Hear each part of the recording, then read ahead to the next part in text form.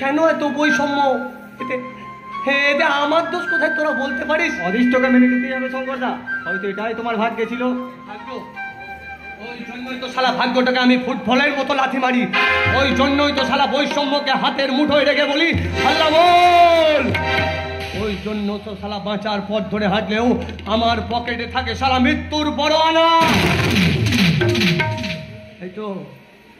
তাই তো বিষে তখন তখন শালা এই সমাজের সব কিছু শালা সব কিছু ভালো মন্দকে দূরে সরিয়ে রেখে কি বলি জানিস? হাসিছে কান্না যে পায়, সুখে দুঃখে জড়ায়, বেদনার তো ফসল তাই দিয়ে হৃদয় ভরায়। আলোর পথে চলতে গিয়ে কখন যেন পথ যায় হারিয়ে, অন্ধকারে আমি পৌঁছে গেলাম। জীবন অঙ্কটাকে জানি না মেলাতে গিয়ে কি পেলাম, আমি কি পেলাম, গিয়ে কি পেলাম, আমি কি পেলাম।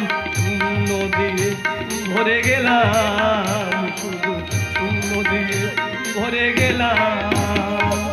জীবন অঙ্কটাকে জানি না মেলাতে গিয়ে কি পেলাম, আমি কি পেলাম।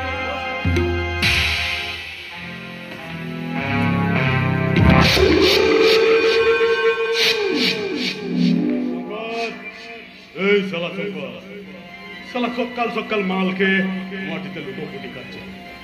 এই হারামজাদা শঙ্কর, তুমি চলে এসেছো? এখন সকাল সকাল খাসো তোমারই শালা আমায় কেন এখানে ডেকে পাঠালে? তোকে কেন বস এখানে ডেকে পাঠিয়েছে সেটা তুমি পরে জানো শঙ্কর, এখন বসকে আমার কিছু জানানোর আছে। কেন, কি হয়েছে কি?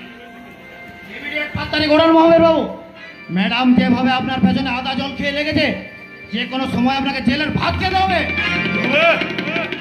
তোমার ম্যাডাম খাওয়াবে আমাকে জেলের ভাত?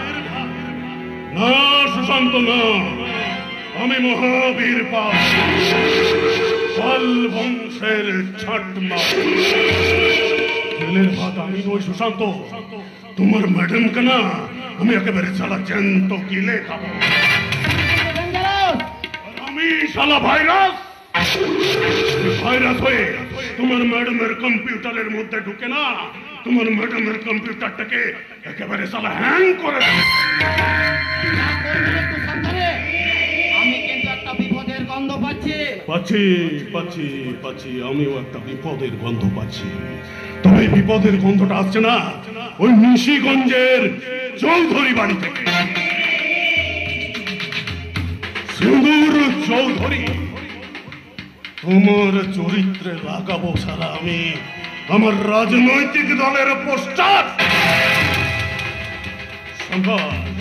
শঙ্কর, আমার কি প্ল্যান ছিল জানিস? আমি ভেবেছিলাম এই সামনের উপনির্বাচনের আগে সালা একটা আঞ্চলিক দল ঘোষণা করে চারিদিকে দাঙ্গা ফাসাদ লাগিয়ে দাও। ওই দাঙ্গা ফাসাদ দিয়ে পুলিশ থেকে প্রশাসন যখন সবাই ব্যস্ত থাকবে, তারই মাঝে ওই পাহাড়ে থাকা জঙ্গিদের হাতে পৌঁছে দেব জিলোটিন স্টেট। তখন পাহাড়ে আরো বেশি করে সন্ত্রাস তৈরি হবে, আরো বেশি করে আগুন জ্বলবে।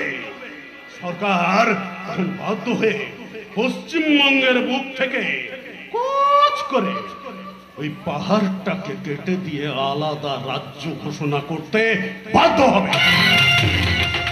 তার জন্য ওই প্রতিবেশী দেশগুলোর কাছ থেকে পাবো কোটি কোটি টাকা।